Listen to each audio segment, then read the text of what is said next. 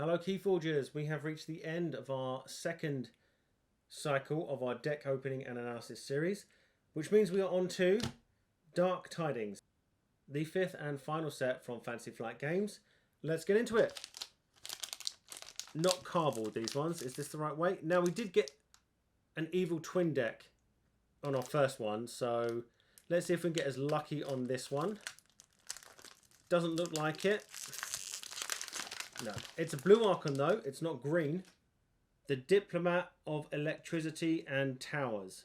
We have Saurons, Logos and Untamed. Let's have a look at the deck. A closer look at that lovely blue Archon there. Bottom card comes out.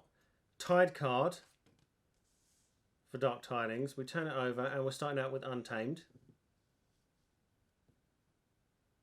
We have a Reap or Sow, which is an action. Play, and you choose one. Ready and Reap with a friendly creature. Or give 3+1 power counters to creatures, distributed as you choose.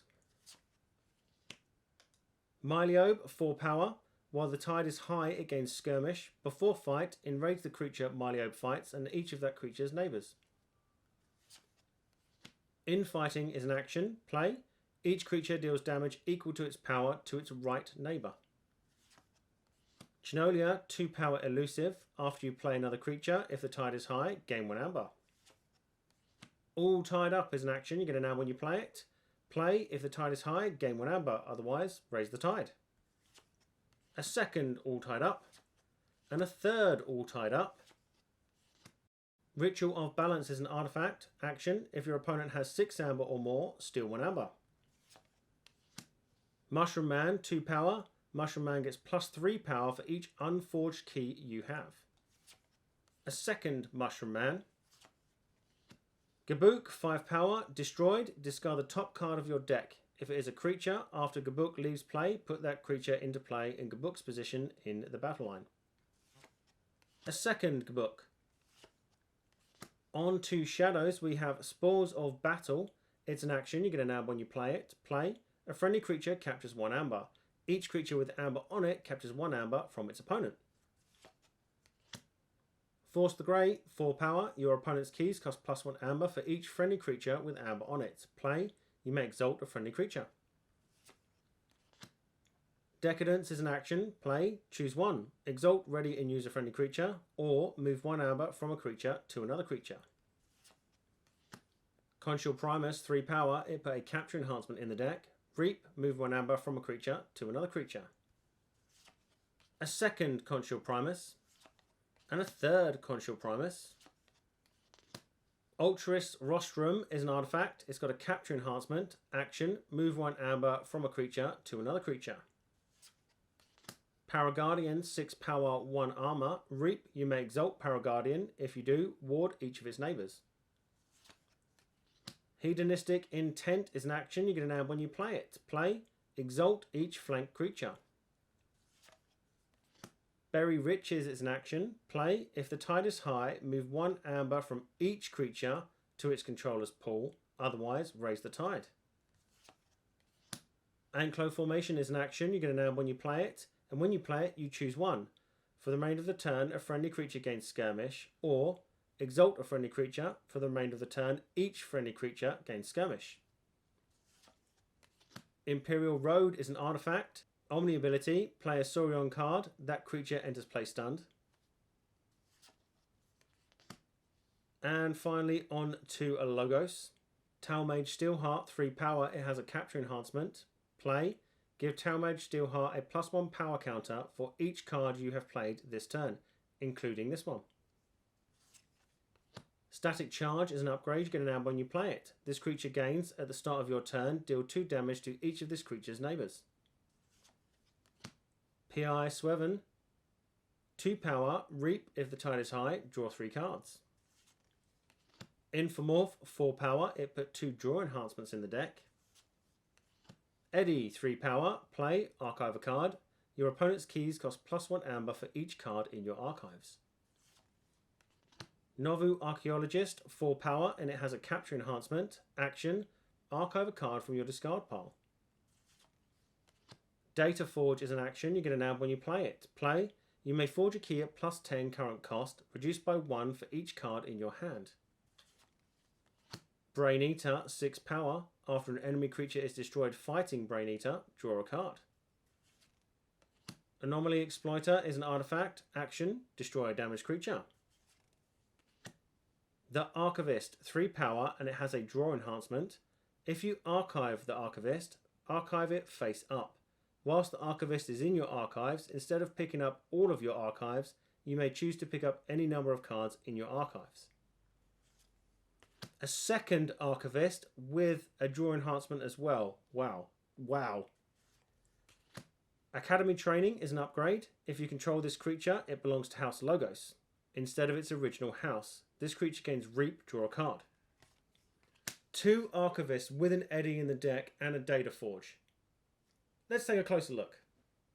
If we get straight into this breakdown, there were 11 actions, 19 creatures, 4 artifacts and 2 upgrades.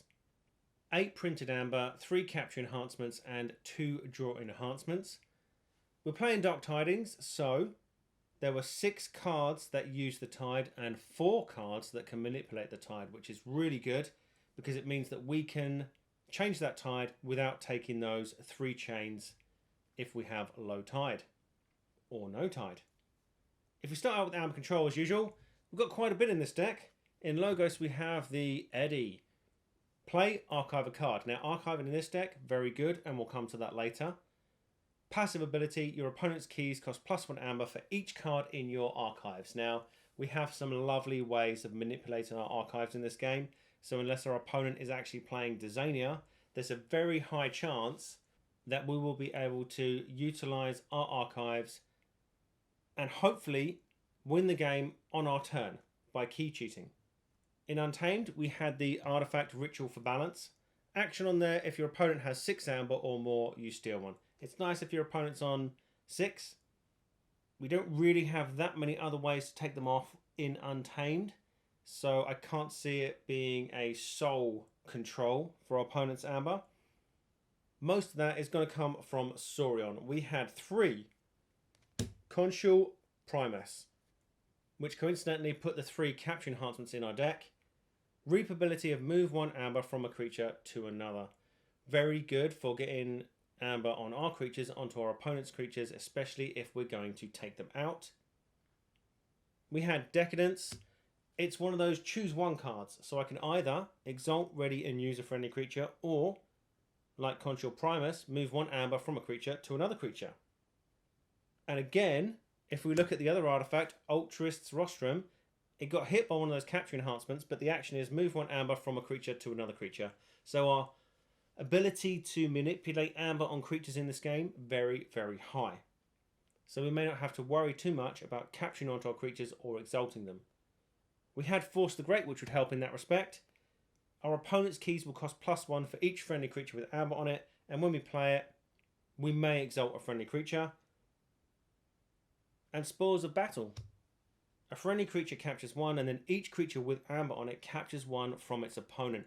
Now, with the amount of options that we have about moving amber around, this is a very good card, even if our opponent captures our amber onto their creatures, because their creatures may already have amber on them. And then one of our tide manipulation cards is Bury Riches. Play, if the tide is high, move 1 amber from each creature to its controller's pool. If we can manipulate all the amber off our opponent's creatures onto our creatures and then hit this card, that's a very big ramp in amber for us. If our tide isn't high, we raise the tide. So make sure the tide is high before you use that card. There is a lot in there that could be considered expected amber, which is why Saurion decks and sometimes Sanctum decks are quite hard to quantify how much expected amber you're going to get, and amber control. With expected amber, we do have the hedonistic intent. It exalts each flank creature, that's yours and your opponent's. Again, something we're not too worried about because we can manipulate that amber around. We had Academy Training in Logos. Now, they consider this expected amber, but it makes the creature Logos instead of its original house, not in addition to. So you still have to call Logos to use that creature, but if you are planning on playing Logos for a few turns, it does allow you to use a creature in Untamed or Saurions. We had the Data Forge, which is the Logos key cheat. You get an amber when you play it, which is always good for a key cheat. And it says play, you may forge a key at plus 10 current cost, which is astronomical. Even if your key cost is 6, it's now 16. And then you reduce it by 1 for each card in your hand. Hand size is 6. You play Data Forge, so you have 5 cards in your hand. So your basic key cost would be 11. Now we do have ways, like I said, of manipulating our archives in this deck, which I'll talk about later, but there is a strong chance that we can pull that off. In Untamed we had Reap or Sow, which was the other choose one option card in this deck. We can ready and reap with a friendly creature, that is a house cheat, or give 3 +1 power counters to creatures distributed as you choose. So you could put all 3 on 1 or any kind of combination of 3 amber onto creatures. And it should be noted that you can do this to your opponent as well, and there may be a reason you want to do this with a card that we'll look at in creature control. The other 3 tide manipulation cards were all tied up. Now they all have an amber pip, which is great, because if we're playing a non-Dark Tidings deck, our tide is probably going to remain high. Our opponent is not going to want to lower our tide and take the chains when there's no benefit to them. It will just be a detriment to us. When we play it, if the tide is high, we gain 1 amber. So actually you're gaining 2. So you play it, you gain 2.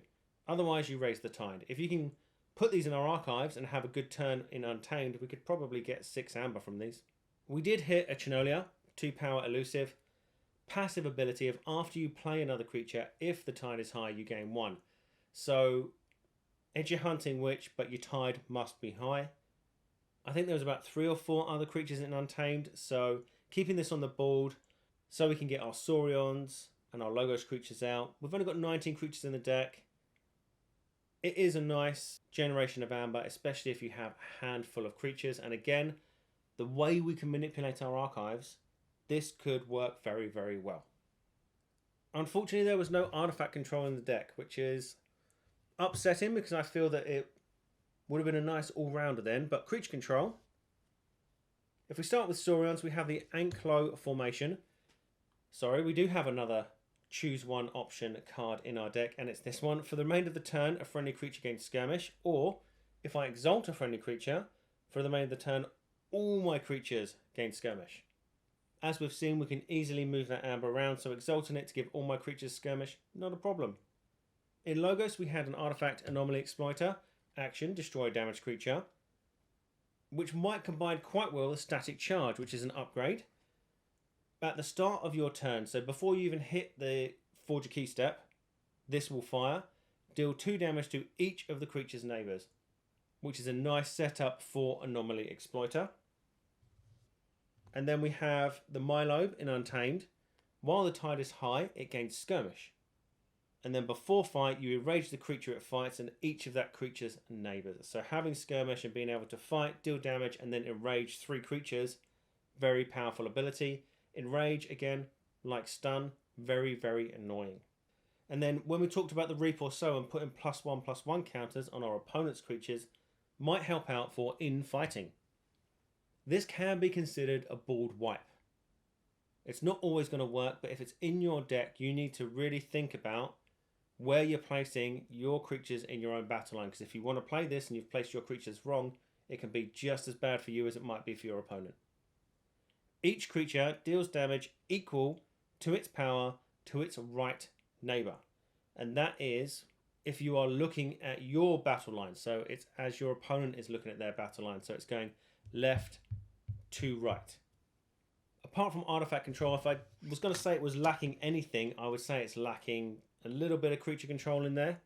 There were some cards, but what it lacks in creature control, it makes up for in efficiency. So in Saurions, we had the Imperial Road, an artifact, Omni ability, so activate at any turn. Play a Saurion creature from your hand. That creature enters play stunned. Nice way of freeing up your hand to draw into additional cards. We had the Gabook, 5 power, so big creature in Untamed.